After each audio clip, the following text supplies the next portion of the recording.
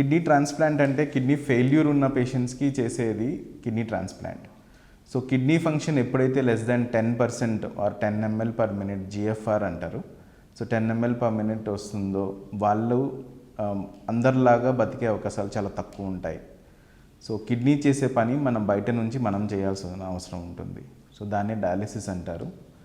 ఎప్పుడైతే kidney function less than 10% dialysis అయినా చేసుకోవాలి, లేదు కిడ్నీ మార్పిడి అన్నా చేసుకోవాలి. సో కిడ్నీ ట్రాన్స్ప్లాంట్ని కిడ్నీ మార్పిడి అంటారు. సో కిడ్నీ మార్పిడిలో ఏం జరిగిద్ది అంటే కిడ్నీ డోనర్ అంటే బ్లడ్ గ్రూప్ మ్యాచ్ అయితే కిడ్నీ ఒక వ్యక్తి ఇంకో వ్యక్తికి కిడ్నీ డొనేట్ చేయొచ్చు. సో ఈ డొనేషన్లో మీకు ఏమైతుందంటే డోనర్ నుంచి ఒక కిడ్నీ తీసుకొని కిడ్నీ ఫెయిల్యూర్ ఉన్న పేషెంట్కి అమరుస్తారు.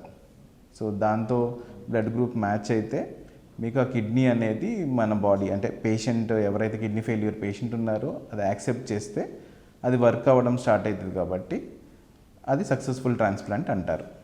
దీనికి బ్లడ్ గ్రూప్ మ్యాచ్ అవ్వాలి, డోనర్ 60 years కన్నా తక్కువ ఉండాలి, షుగరు బీపీలు ఉండకూడదు, అండ్ కిడ్నీ ప్రాబ్లం అసలే ఉండకూడదు. సో ఇలాంటి వాళ్ళు డొనేట్ చేసుకోవచ్చు. సో కిడ్నీ ట్రాన్స్ప్లాంటేషన్ అనేది చాలా సేఫ్. కిడ్నీ ట్రాన్స్ప్లాంట్ 1950s అంటే 1953లో స్టార్ట్ అయింది. మొట్టమొదటి కిడ్నీ ట్రాన్స్ప్లాంట్ అమెరికాలో జరిగింది.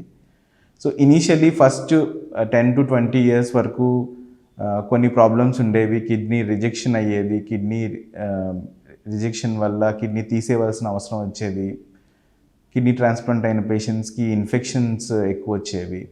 కానీ ఇప్పుడు ఈ సమయంలో కిడ్నీ ట్రాన్స్ప్లాంట్ అనేది అబ్సల్యూట్లీ సేఫ్.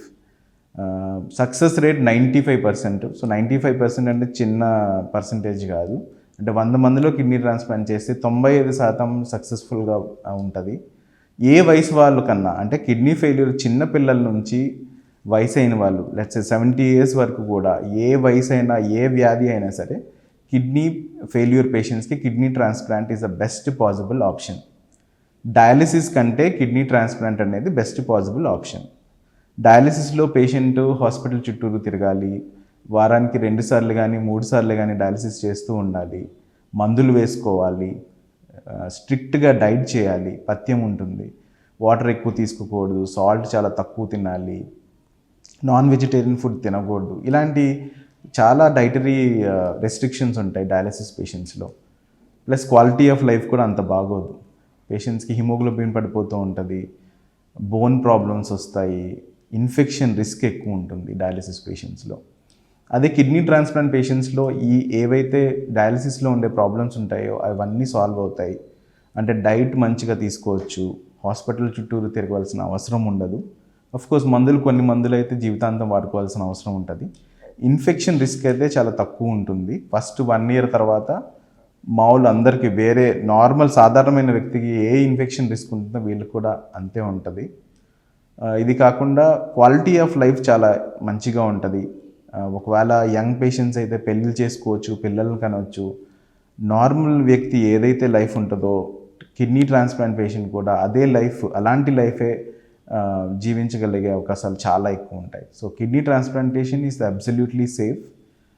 చిన్న ప్రాబ్లమ్స్ వస్తూ ఉంటాయి కానీ అవన్నిటికీ ట్రీట్మెంట్ ఇప్పుడైతే ఉన్నాయి కాబట్టి any kidney failure patient kidney transplantation is the best possible option.